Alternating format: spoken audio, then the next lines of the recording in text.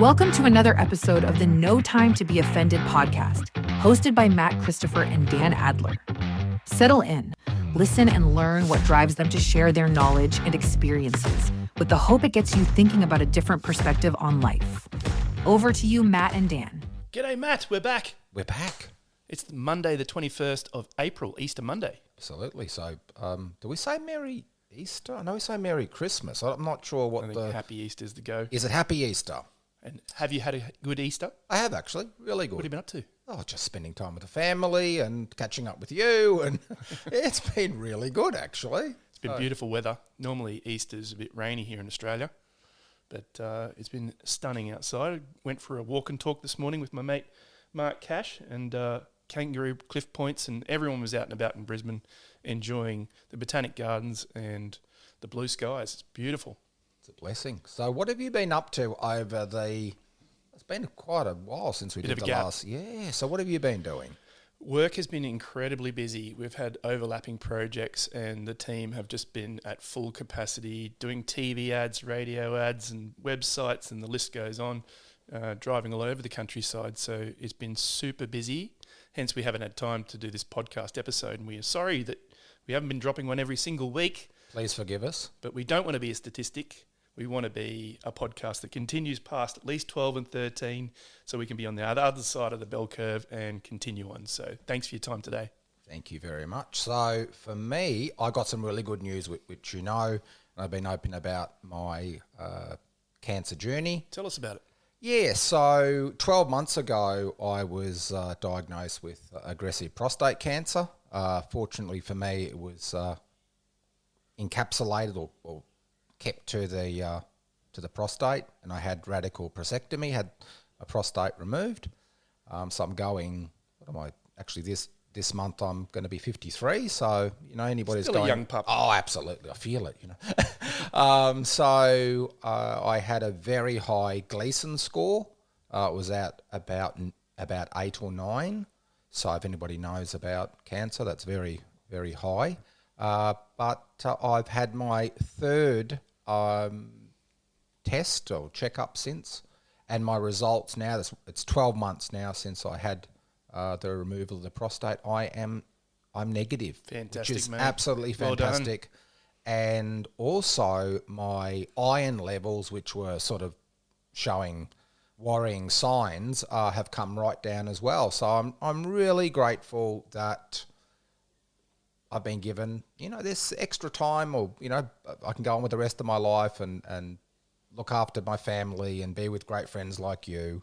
Keep up the good work, mate. Absolutely. So for all of you people out there that may be going through something really difficult and traumatic, might be cancer. A lot of people, that's another, we'll do that subject. That is cancer in our society. But anyway, and you got to get your checks. Oh, please! If you are a man, please don't be like the ostrich with your head in the sand. Please go and get your PSA checks, the bowel screening. If you're in Australia, when you're over 50, they give you a little kit, and do that because melanoma, absolutely skin get checks. checked. Don't be, don't say, as we say in Australia, she'll be right, mate. You won't be right. So yeah, that's a positive thing. And also, I have re-engaged with the Brisbane Rotary Club. You're going to talk about that. And also, my wife has joined the club as well, and she's going to bring her formidable business talent to our club. And I'm really excited that as a family unit, we're committed to serving others, and that really makes me very proud of us as a family, and I know your family's the same way. So over the time, we've been very busy. Business has been really good. Health, as I said, is good, and re-engaging with the things that we're passionate about. So we sort of ask for your forgiveness for not doing as many podcasts, but we want to be, as you said, Dan, right from the beginning, we want to be real. This is real time.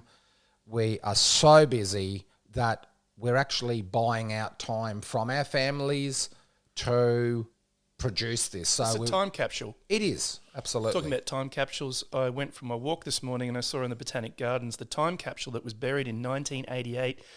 Lord Mayor at the time, Sally Atkinson, honoured the burying of the 4-gallon drum. There's lots of varied, interesting and valuable items inside that 4-gallon drum. 63 years' time, they're going to dig it up. We won't be here, I don't think, Matt, but No, someone will be there. I hope not. I hope not. But that was a time capsule, and geez, it made me stop and think that, Rotary back in 1988, how life was back in 1988. I was here enjoying Expo 88. I remember at South Bank. It was such an incredible experience, very eye-opening. And also, what we're experiencing today, fast forward to 2025, life is changing at a rapid pace with technology, things like working from home, subscription TV, overtaking the free-to-air channels, and the list goes on and on and on. And we're just about to have an election here in Australia. Yes. Believe it or not. Yeah. Can I just jump back to the time capsule? I saw, and you posted online, the names of all those Rotarians. Now, we're really fortunate that one of those members, Phil Gresham, mate, you're a champion. He's still in our club, and he's been there since, as you said, 1988. So good on you, Phil. We love you, mate. And James Delahunt. He's an honorary member. That's right. Yeah. So good on you for all of those years of service, and they really are the elders of our club, and we, as the younger members, we learn so much from them. So I thank you very much for your service to our club. And I might just make a quick announcement. I've decided to come back for a second term, Matt, for my sins. Woo! President for another year, new financial year, off the back of the great work that President Angela has been doing all year. She's tirelessly kept the club going, and we're looking to reinvigorate and reinvent the club for my second term. And we've already attracted 7 new club members to join us. So I think we're getting close to 40 members of our club. But let's try and get to 50, I reckon. I love it. And also as we spoke as friends when you consulted with me and said, Matt, this is what I'm thinking of doing. And I said, great, I support you no matter what. But for me, and we're totally unity ticket on this, is that we have to be really relevant for the time. And I know that the changes that you're bringing to the club, our meeting times, venues, it's really giving back to people. Everybody's time poor, so if it's really important that we culturally say to people, you know what, thank you for coming along. It's not just giving out, but we as a club want to say thank you. And I think the ideas that you've got to give back to the individuals, to help them, the mentoring programs you're talking about, and also getting businesses involved to really sponsor and help. We're going to treat it like a business and run it like a business. Absolutely. Yep. Yeah, we need money, that's for sure. So exciting times. Thank you, and welcome to the club and onto the board. Member of the board. Thank you. I'll be doing my very best and keep my dad jokes to a limit. So what else do we want to talk about? Change. I mean, I can talk to this very quickly that as an employer, like we've talked about previously, I've had people come and go from my team, and I've over time embraced change because good things have come from it.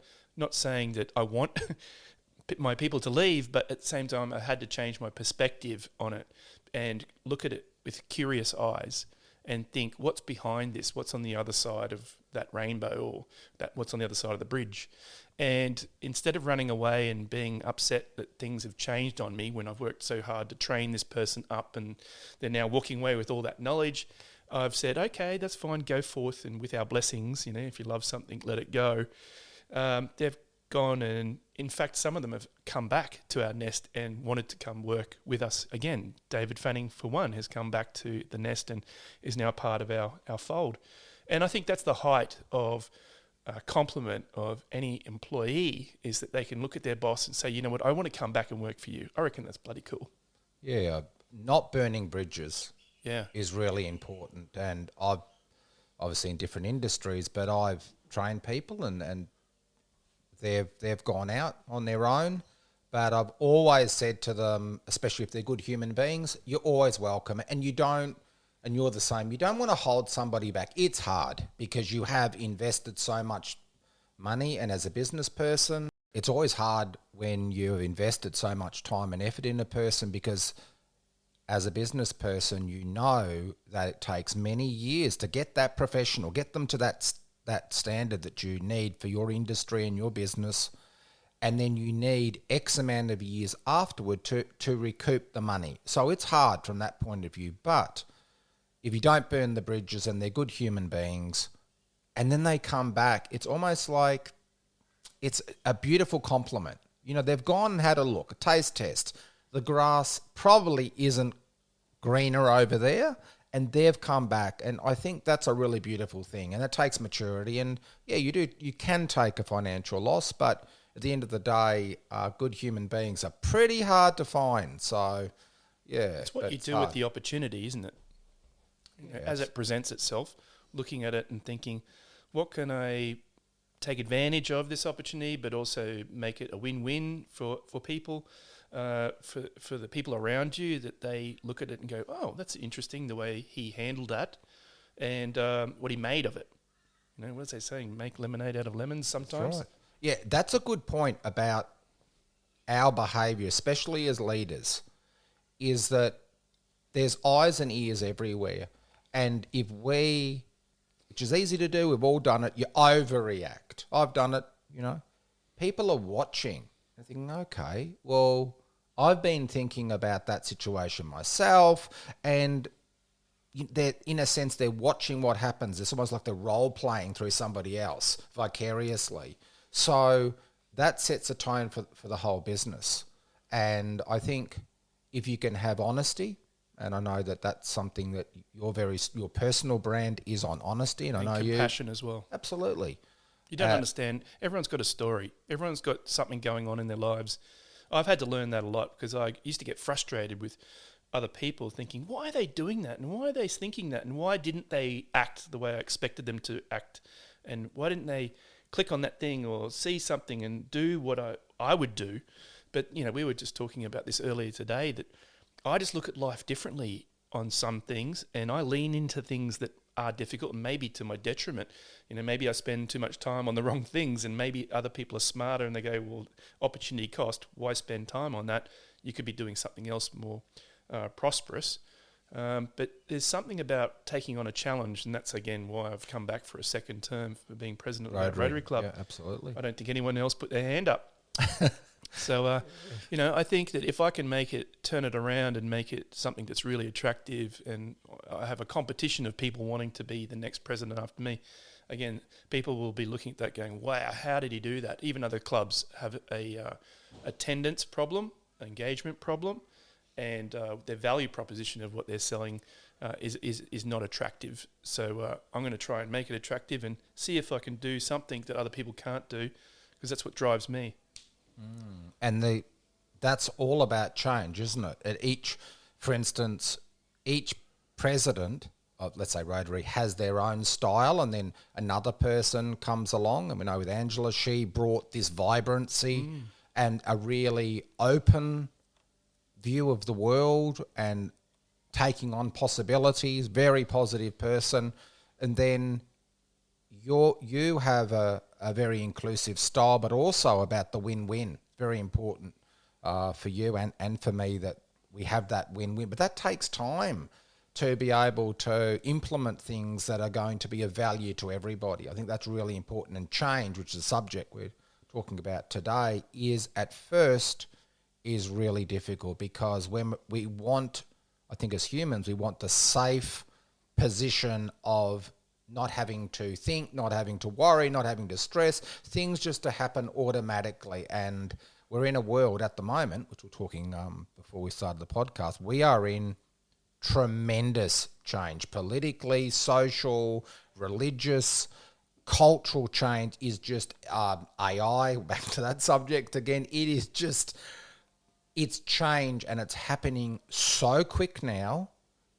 You listen to the news in the morning and something dramatic's happened. The whole world's turned upside down. So being prepared for change and also having a thirst for change is going to put us in a far stronger position than going, oh, it's going too fast for me, or I just want it to stop, I just want to jump off this train.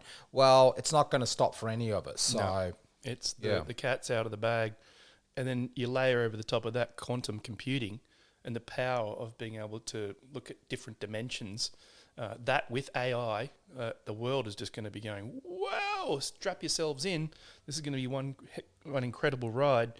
But I think a lot of people here in Australia want to be told what to do and how to act. I agree with you. And they're the herd mentality. Very dangerous.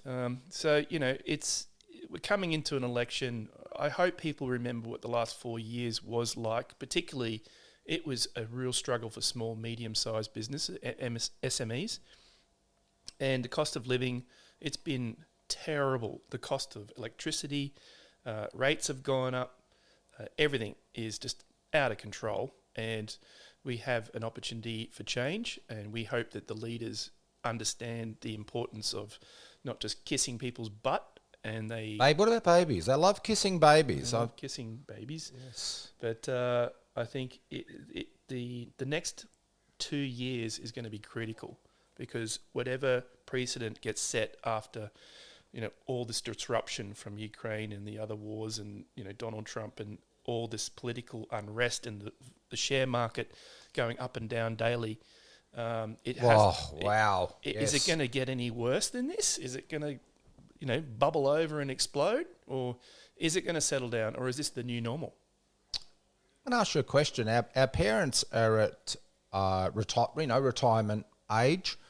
And I'm looking at my super, okay, where we had the shocks out of the United States and Donald Trump's tariff thing. And suddenly it was just, I can only speak about my superannuation, or I think in America they're 415Ks. I hope I get that right. 401, pardon me. It just plummeted. And my thing, Dan, is... And the question for you, do you think we've been sold propaganda to say, look, be a good little boy, be a good little girl, save and put your money into this pension fund, superannuation funds? Is it reasonable to say maybe that money is not even going to be, well, certainly not much money is going to be left. Is that reasonable to... Well, another thing to look at is it's been overinflated for a really long time. Right. Look at the property market. Look how overinflated that is.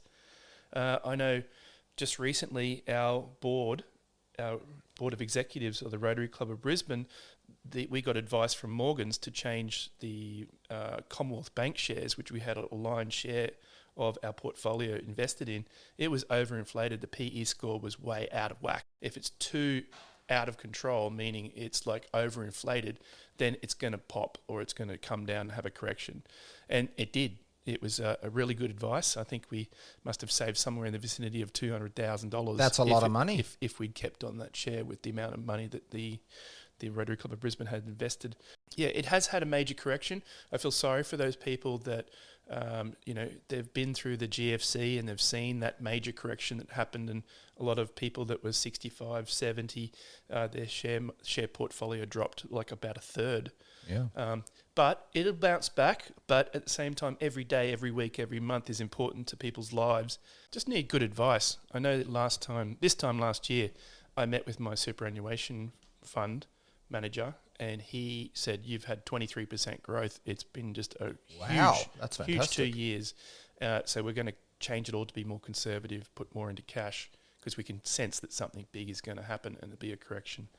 So we did that. I'm meeting with him on Monday next week, so I'll be interested to see whether that strategy has played out, that we haven't lost a lot. But at the same time, I think our age, superannuation, you shouldn't look at it. Just don't even look at it right now. Because compound interest, it'll just play itself out if you're making your contributions regularly. What else are we going to talk about? You know Mark Boris, for those who... I've met him, read his book. Have you? Yeah, fair enough. Well, he made an extraordinary statement the other day about how Australians need to prepare to never retire and to be working till you're 80 and 90. Now, how do you feel about that idea? Just depends on what your attitude towards work is. I mean, I love doing what I do. My job is a great job, and I think if I didn't have that, I'd be extremely bored and lonely, back to one of our previous episodes. And so, being connected, feeling like a sense of purpose, getting up in routines in the morning, getting up early as opposed to just being a lounge room lizard. Looking after your health, like we've talked about, your mental health, feeling like as though you're working on your brain, otherwise it'll turn to mush. So just like Keith Watts in our club, he'll be working and being active until, his last page in his book. So I'm all for contributing to community, getting out there, doing something, even if it's volunteering. I understand that unless you are the type of person that you've got so much wealth that you don't need to worry about paying the bills and you can just go travelling and have a great adventure in life, I think we're stuck here for a long time doing something. But I think that from what I've understood, the pension, if you are working and you make money, then that makes it's a means tested. So therefore you don't end up getting the pension if you're getting too much money come through as a salary. Yeah. So I believe that's a problem with Australia right now, and that needs to be fixed. But do you think there'll be many people that would be listening to this and they do their jobs, but it's not, you're fortunate. You're so aligned with your work. It's just like you're born for that. And it gives you such reward. But what happens if somebody has been in an industry it's not their, it's not their thing. It's not your their body boom. wears down. Yeah, you're a painter. You're a bricklayer. You're a carpenter. You're a You whatever. have to give it up. Yeah, and then you're forced to work. Do you think that's what I sort of felt that Mark was talking about, that we as a society are forced to work till you're 80 years old. Computers are going to take over very soon anyway. Oh, okay. Well, there's your answer. Yeah. We'll have robots. Yeah. Oh, easy fixed. 3D printers. Can they print eggs? Ask the Americans whether they can Eggs are in print shortage. eggs. Yeah. Expensive. $1 an egg. Is that right? Yeah. $12 for a dozen eggs. Oh, talk about your ride. There was a period where I went through a yes period. It was like a whole year of saying yes to everything. Right. And anyone suggested something, I'd say, yes, let's give it a go. I don't know what that means. I don't know what I'm in for, but I'll go yes, and then I'll work it out. And there was a big ride coming up. There was a 100-kilometre ride. I think it was the MS Breezy to Bay. One of my team members said, we should put a team together and have next Thursday branded jerseys. And we did it. I said yes. And now I've gone past from that big concept of riding 100 kilometres. I think I did 5 100-kilometre rides last year. I'm doing the same 5 100-kilometre rides this year. And in fact, I just finished, it was 125 kilometres. It took almost 4.5 hours. And, it takes a lot of discipline. You can't just rock up to these things and expect to get to the end without cramping and, managing your diet and also, the team spirit of getting up in the morning at 4 o'clock and meeting your friends in the cold and the dark and going for a ride before work. It's a great way to set your mind and attack the day and feel like as though you've now got this group of mates that you ride with and you talk with them and you get the chance to download and listen to them. And we've now built these great relationships and they're mates for life now, which was a surprise that came off the back of that change of me saying, oh, I'm not a cyclist. I don't even own a bike. How can I do a 100-kilometre ride? I don't even have a road bike. Right. How did I go about that? I went and got a bike. I'm now upgraded from that bike to another bike that's even, faster and better. But through embracing change and looking at it differently, I've now had so much positivity come out of that. And now I use that as my routine of keeping myself healthy, but also catching up with my mates. We call the Road Killers. And I've also got a second riding group called the Sage Riding Team. And we've got a 24-hour ride coming up in August to raise money for motor neuron disease. Tell us MND. about that. Tell us about the... So you've got a maximum of 6 people that are in your relay team, and one person must be on the track at all times. So you'll start at 10 a.m. in the morning, you'll finish at 10 a.m. the next day, and you ride through the night. And so, an hour each, and you'd come off, and then you'd tag, and the next person goes on.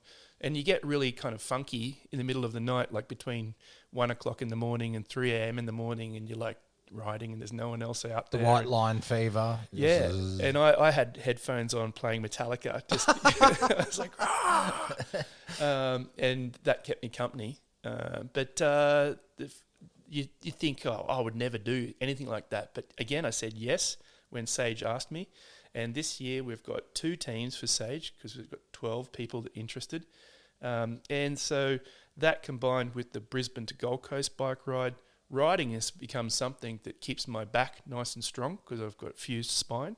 And so my glutes and my hamstrings and my ITBs, if I'm riding a lot, that means I've got a nice strong back.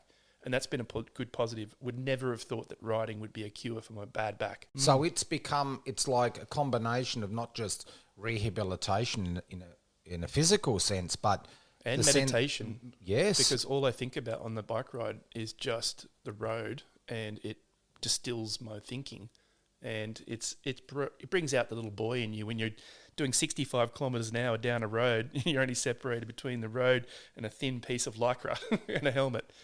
So, and also that sense of community. Yeah. So in a world where people are feeling really genuinely disconnected, this is a way, it's multifaceted, isn't it? They get you out of bed in the morning, and you feel guilty if you ring them up or you send a message saying, oh, I'm not coming today. It makes you dedicated to turn up. So you're letting the team down. You are if you get lazy. And so, you see it with run clubs, you see it in gyms. Having a personal trainer helps you commit to being there to turn up. So that whole year of saying yes, I think even that year was the year that I said yes to being Rotary Club president. I was saying yes, yes, yes. And there's a point when you have your plate too full. And I had a business coach at the time, and he said, okay, now we need to switch to no.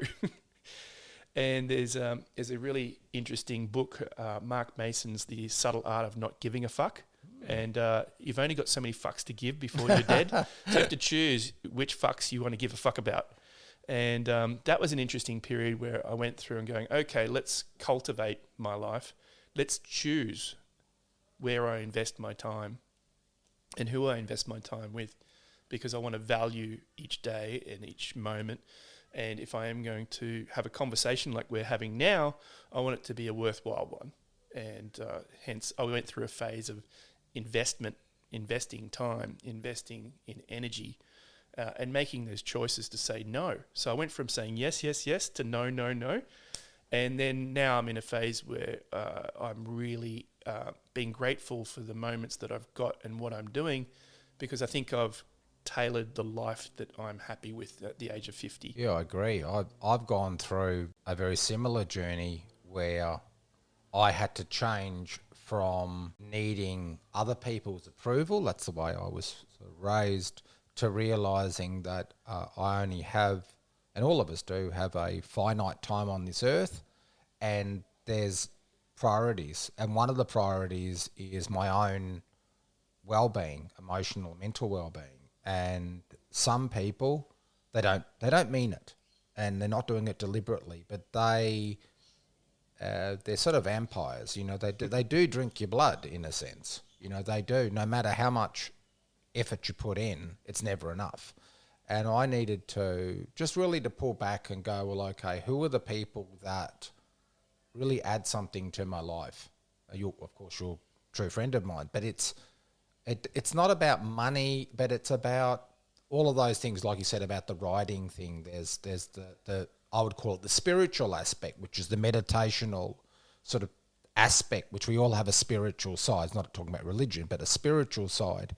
And then there's the physical aspects, getting out there and walking. I've got a really good mate, Rhett, and he gets me out walking, and that's really important.